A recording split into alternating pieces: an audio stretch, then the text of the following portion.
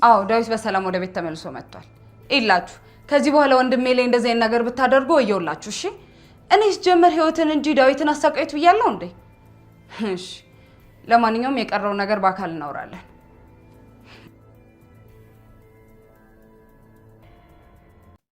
ዛሬ ሳሮን በጣም የሚያናድድ ሚስጥር ሰምታ ህይወትና ሳሚ ያላቸውን ግንኙነት ሰምታ እኔ ዛሬ አንቺን ብለቅሽ እግዚአብሔር አይልቀቀኝ ብላ በጣም እየዛተች ትገኛለች። ሰላም ጤና ይስጥልኝ፣ እንደምናችሁ የምትደቱ ተከታታዮች፣ ዛሬ ክፍል 38 የህይወት መንገድን ይዤላችሁ መጥቻለሁ።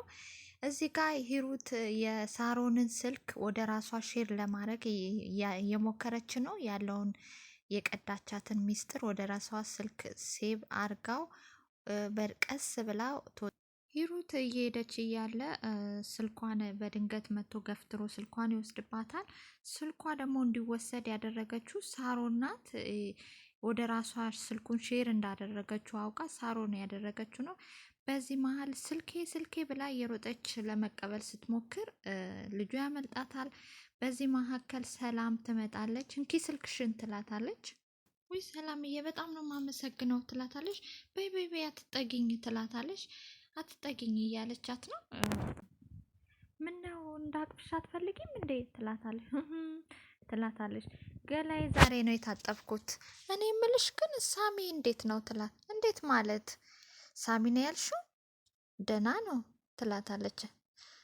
ጆሮሽን ትንሽ ያከራክርሻል እንዴ አንቺ ልጅ ትላታለች። አይ እኔ እኮ ከሱ ጋር ብዙ የምትስማሙ ስለማይምስ አሁንም አንስማማም፣ ግን ባለፈው ሰ የአፍስስ ያደንዝዛ አደረግኩ ሁሉ ብዬ የመሰወሪያ ውስጥ ባደርገውስ ከዛልሽ ሳሚ ወደ ሰማይ ያድርግ ወደ መሬት ይስጠም የማውቀው ነገር የለም። አሀ ትላለች ሂሩት። ለካ ተሰውሮ ነበር ያ ሁሉ ጊዜ የቆየው። ኧረ አባብዬ ናቸው ከጉዳ ያወጡ። እሱ እኮ በዛው ጠፍቶ ነበር የሚቀረው። ነገሩ ቢጠፋም እሱ የሚጠቅም ሰው አይደለም። ሰላምዬ እጅግ በጣም ነው የማመሰግነው ዛሬ ላደረግሽልኝ ነገር። ሂሩትዬ አንድ ነገር ላስቸግረሽ ትላታለች። ይችን ቅጠል ሄድት ቦርሳ ውስጥ ክትት ታደርግልኛለሽ። እኔን ስታይ የሚያጎፈጥጣትን ነገር ጎጋበታለሁ ትላታለች። ይቅርታ ሰላምዬ፣ እኔ በመሀላችሁ ያለውን ነገር ላስማማችሁ እንጂ ሂሩት ትላታለች። በመካከላችሁ ያለውን ነገር ላስማማችሁ እንጂ እኔ እንደዚህ የሚባለው ነገር እኔ አልፈልግም ትላታለች።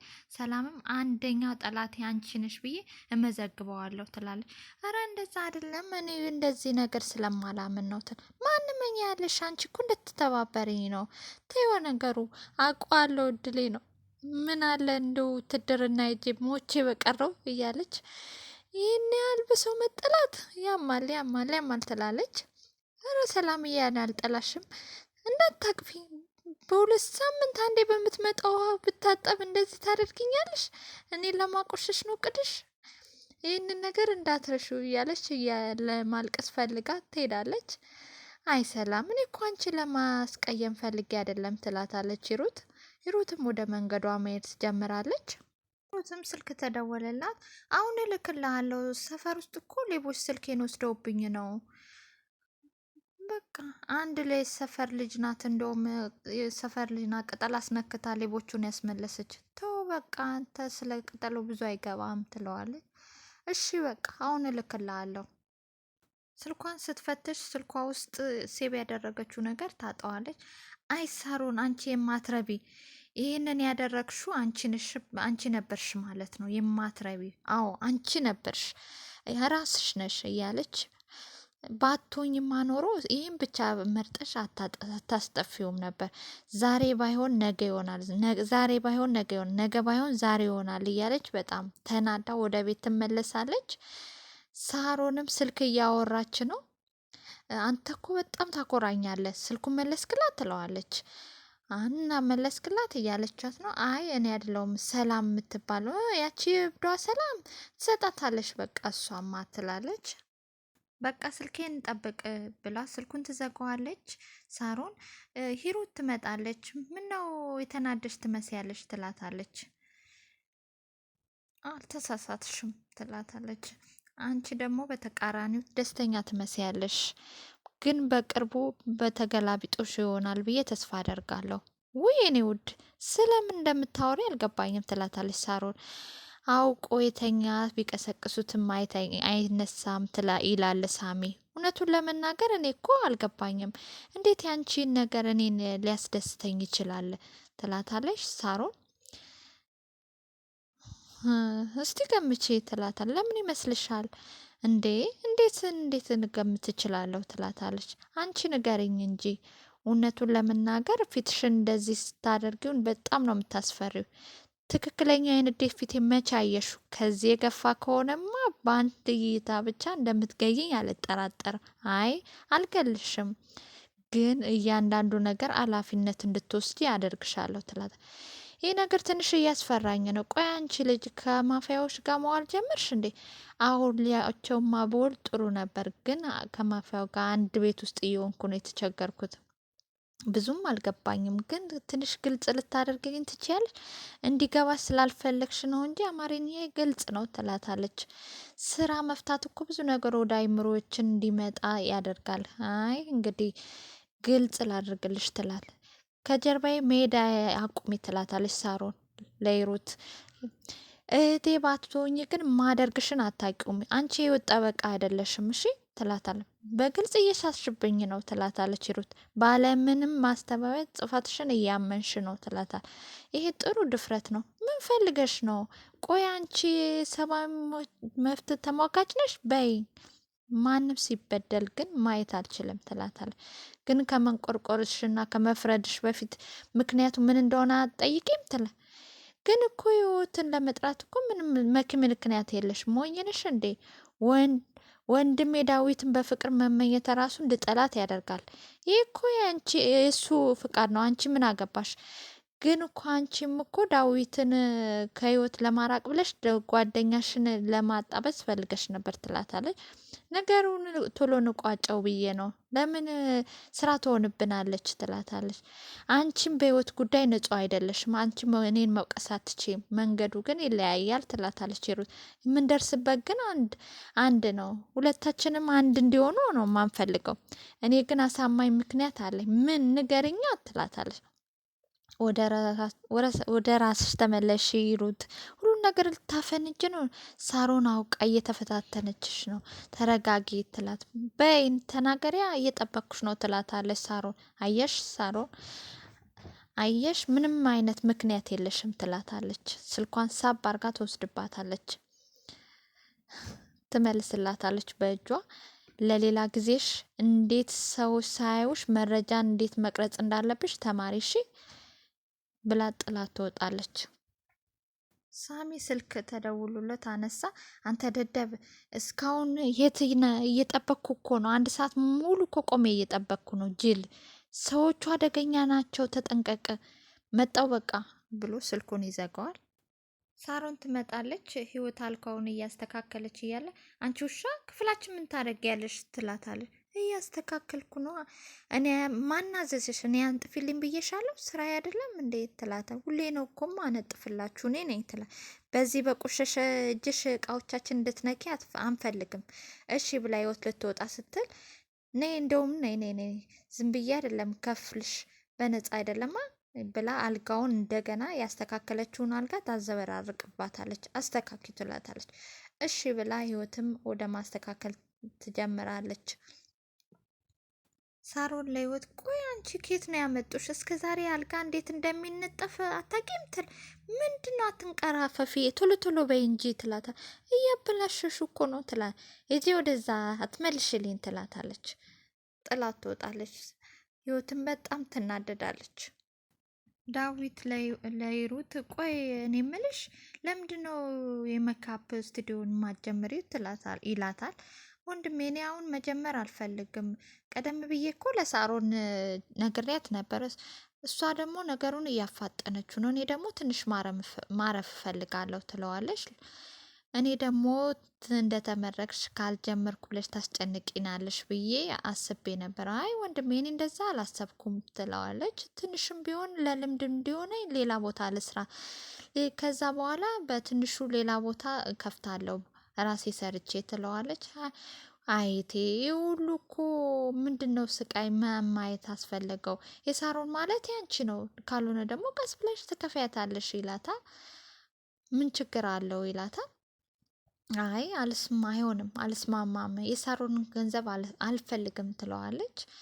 ነገርኩ እኮ ወንድሜ አታስጨንቀኝ ትለዋለች። እሺ እህቴ ይላታል። ሰሞኑ ግን ልክ አይደለሽም፣ በጣም እየተናጨነጭሽ ነው የሳሮንን መንፈስ ተጋባብሽ?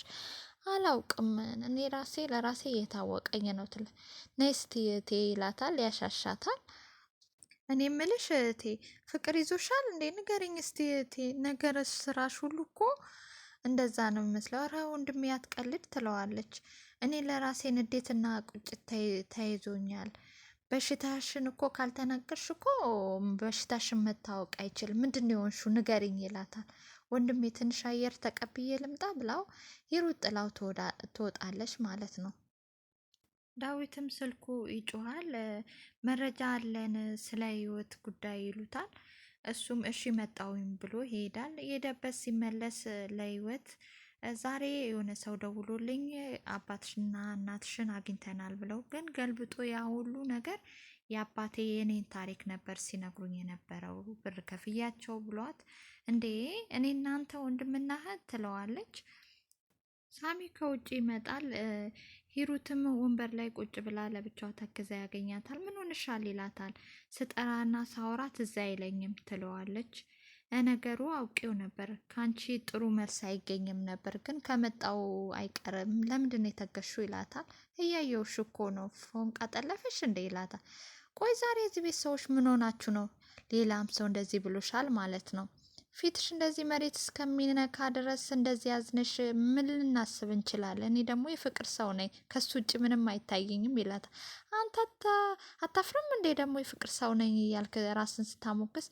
እኔ ነገሩን እኔ ጥፋተኛ፣ አንቺ ሰው ነሽ ብዬ ደግሞ ከአንቺ ጋር ማውራቴ ይላታል። ሳሚ ወደ ውስጥ ይገባል። ህይወት ትመጣለች። ሆነሻል፣ ከቀን ጀምሮ እኮ ልክ አይደለሽም፣ ህዊ ይቅርታ አድርግልኝ ትላታለች። ለምኑ ነው ይቅርታ ማደርግልሽ ትላታለች። ህይወት ምንም እኮ አላጠፋሽም ትላታለች። አይ ብዙ አጥፍቻለሁ፣ ግን ይቅርታ ብቻ ነው ልልሽ የምችለው፣ በጣም ከባድ ነገር ገጥሞኝ ነው። ገባኝ፣ ልጄ ልታገኝልኝ ስላልቻልሽ ነው አይደለም ትላታለች። ብቻ ለሁሉም ነገር ይቅርታ ትላታለች።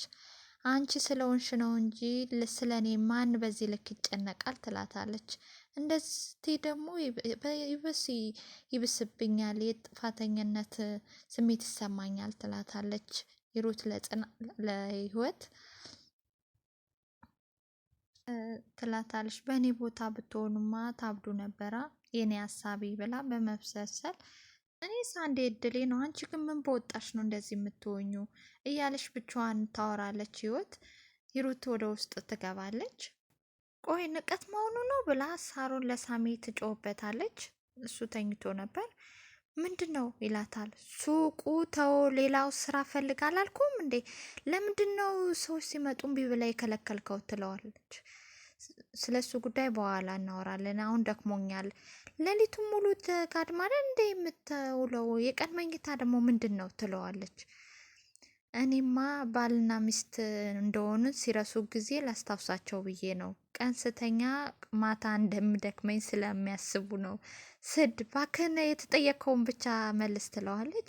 ሱቁን ተው፣ ሌላ ስራ ፈልግ፣ በቃ ለሩት ፈልገዋለሁ ትለዋለች። በዚህ መሀል ሩት ትመጣለች። እኔ ሱቁን አልፈልገውም፣ አንቺ ደግሞ ስሜታዊ ትሆኛለሽ፣ ቀስ ብለሽ አስቢበት ትላታለች። አልፈልገውም ካልሽ ግድ ነው እንደ ይላታል ሳሚ ዝም በል ትለዋለች። እኔ አሁን ላይ ስራ መስራት አልፈልግም፣ ብፈልግ ደግሞ በአንቺ ገንዘብ አይደለም ራሴ ባመጣሁት ገንዘብ ነው እንጂ አንቺ መንታ በሆንሽ እንዳንቺ አይነት የሚያስብ ሰው እኮ የለም ይላታል ሳሚ ለሩት። ግን እንደፈለግሽ ግን የድሮ አመርሽን እንዳታጀምሪ ትላታለች። አይ ከሱ ጋር እኮ ተሰነባብተናል፣ ትንሽ ረፍት ብታደርጊ ጥሩ ነው፣ ሰሞኑ ጥሩ አይደለሽም ትላታለች ሳሮን ለሩት። ግቢ ይላታል ሳሚ። አንተ ግን የምልህን አሰማኝም ማለት ነው። ይህን ርዕስ የዘጋ ነው መሰለኝ። በጣም ነው ማመሰግነው ሳሚ ብላ በንዴት ዳዊት ጉቦ የሰጠችበትን ሳሮን የከፈለችውን ወረቀት ይዞላት ይመጣና ፊቷ ላይ ወረውረዋል። ይሄ የአጎታችን ጌዝ ነው ትለዋለች። ምን ከዚህ አመት በኋላ ይሄ ምንድን ነው ብሎ ከጠየቃት በኋላ ግን ለማየ እንዳትነግራት ትናደዳለች። ያልገባኝ ነገር ግን አለ ይላል ዳዊት። ቆይ ኬቱ ከተዘጋ እኮ ቆይቷል። አዲስ አቃቢ ህግ ነው እንደገና ያነሳው። ቆይ ማስረዳት እየቻልሽ ጉቦ መክፈል ምን አመጣው? ዳዊት ግን ታበዛዋለ እና ምንም በማላውቀው ነገር እስር ቤት ሲያስገቡ ዝም ልበል እንዴት ትለዋለች። አይ ሳሮን ይሄ ነገር ልክ አይደለም፣ እጄ አጣራለሁ፣ አርፈ ተቀመጥ፣ ይህን ጉዳይ እንዲዘጋ አድርጌዋለሁ፣ ሄደ ደግሞ እንድትቀሰቅሰው አልፈልግም ትለዋለች። ዳዊት ይመጣል ከውጭ። ህይወት ልብስ እያጠበች ነው። እሺ ይላታል። ዛሬ በኪሴ ውስጥ ምንም ወረቀት አላገኘሽም ይላታል። የምን ወረቀት ትለዋለች። የኔ ነገር እዚህ ጋ ነው ያለው ለካ ይላታል። ይሰጣታል። ምንድን ነው ትለዋለች። አንብቢውና ትረጃዋለሽ ይላታል። ህይወት ተነስታ በንዴት ቆይ አንተ ሰውዬ በዚህ እድሜም አሁንም ትቀልዳለህ ትለዋለች። ቀልድ ደግሞ እድሜ ይመርጣል እንዴ ይላታል። አሁን ወደ ውስጥ ሂድልኝ ስራ ልስራበት ትለዋለች። በፊት እኮ እዚህ ቤት ሳትመጪ በፊት እኮ ፍቅሬን እኮ በወረቀት ጽፌ ነበር ማስቀምጥልሽ ይላታል። ባለ ትዳር መሆንህን ባላወቅኩማ እንዴት እንደሚጸጽተኝ። አሁንም አጠገብሽ ነው ተመልከቺ፣ እንዳንለያየ ልጅ አለች ይላታል። እሷ ያንተ ልጅ አይደለችም፣ አባት መሆኗን ከፈለግ ሂድና ፈልግና አምጣልኝ።